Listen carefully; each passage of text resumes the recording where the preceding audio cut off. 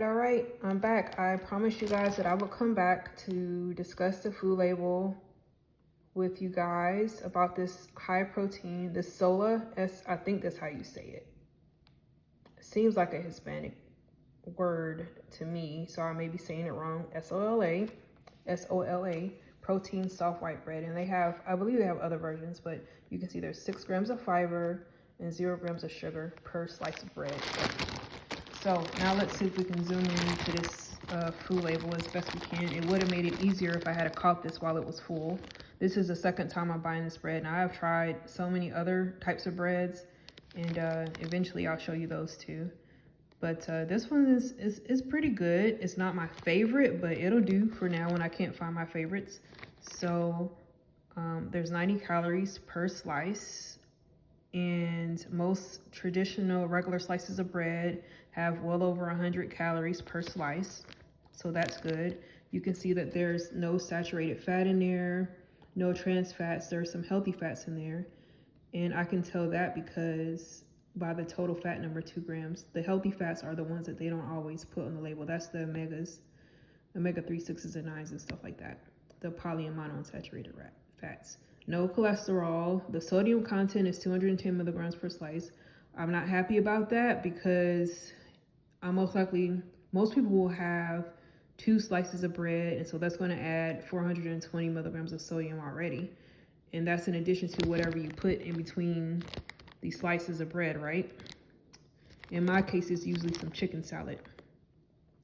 Total carbs, 14 grams, 6 grams of dietary fiber, but you don't absorb all that fiber, so you really can't count it in the total carbs. That's where the net carbs come in at. So 14 minus 6, I believe that's 8, if I'm not mistaken. So there's 8 grams of total carbohydrates. There's no sugars, no natural or added sugars. There's 10 grams of protein per slice. So if you have 2 slices, if you're making a sandwich, you're going to have 20 grams of protein just from the bread alone. And that is in addition to if you put some cheese, some other type of meat in here, that's going to add to that. So let's see.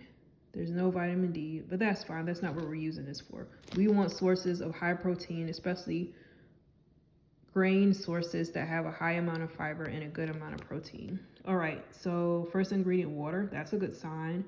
Wheat flour. If you are sensitive to gluten, this is probably not the best product for you because it says right there, plain as day wheat gluten. Now, fava bean protein. I don't know if they spelled that right. To my knowledge, fava is F-A-V-A, unless there's another type I don't know about or another spelling, doesn't matter. But fava beans are a source of complete proteins. That means they have all 9 essential amino acids.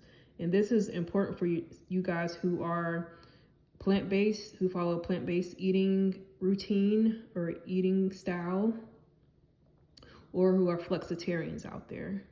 I'm pretty much a flexitarian. Sometimes I eat plant-based meals, sometimes plant-based protein meals, or sometimes I eat animal-based protein sources. There's avocado oil. Ooh, that's nice. And let's see, what else is in here? That's interesting. You know how you always see like soy lecithin? I think the lecithin is an emulsifier, if I'm not mistaken. But this is sunflower lecithin. It has, let's see, it has enzymes. It would have to because it's cultured wheat flour, but that's beside the point. Contains wheat made in a facility that processes soy. So even though this doesn't have soy in it, it's in a facility that processes soy, so you want to be careful about that.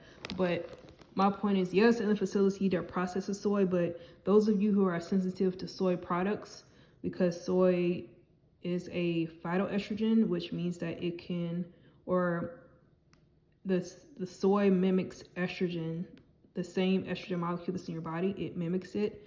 And so it can make your body think that you have high estrogen levels. And for some women, it can cause, exacerbate the endometriosis or fibroids or other issues that are sensitive to soy products, which is weird because, well, I'm gonna leave that alone.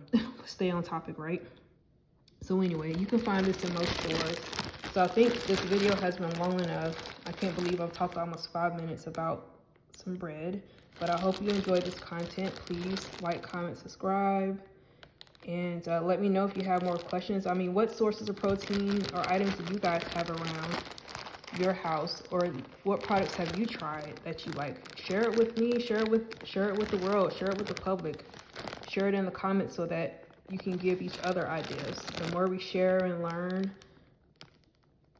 you know, the more we help each other, which makes it easier to stick with our health goals. All right, I'm rambling and I'm getting tired. So thanks for watching, and I'll see you next time.